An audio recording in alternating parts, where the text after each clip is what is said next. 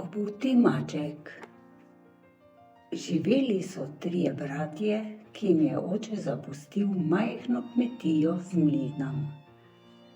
Starejši brat, pameten, a ne preveč lepega značaja, si vzame mlin, drugi brat si vzame ves denar, za tretjega pa ne ostane nič, razen ubogega mačka. Najmlajši brat je žalosten in potrt, ko pa ga maček ogovori, kakšno presenečenje. Mladi mož mora obljubiti, da bo ravnal natanko tako, kot mu bo svetoval maček. Njuna pot do sreče je odprta, obljubi maček. Seveda se začne maček takoj prilizovati kralju in njegovi hčerki, mladi princesi.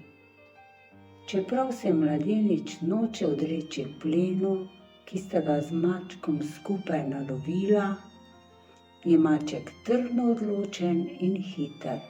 Kralj namreč mora dobiti darila s strani njegove visokosti, gospoda grofa iz slavne graščine. Kot se zdaj glasi izmišljeno ime mladega moža. Nekega dne, ko kralj že dobro pozna mačka, je kraljeva družina s kočijo na sprehodu po okolici. Mladi mož se kopa, ko maček začne vpiti: "Na pomoč, tatovi, tatovi!"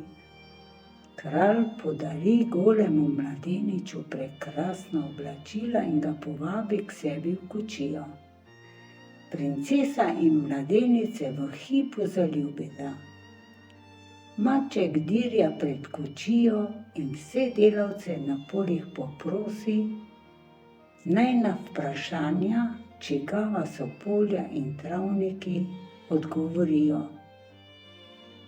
"To so polja našega dobrega grofa iz slavne graščine." Vendar pa brez težav ne gre. Lastnik vseh posesti, vključno s prelepim gradom, je strašni velikan, ki zna tudi čarati. Maček ga ponižno prosi, naj mu pokaže svojo moč, in velikan se spremeni v leva.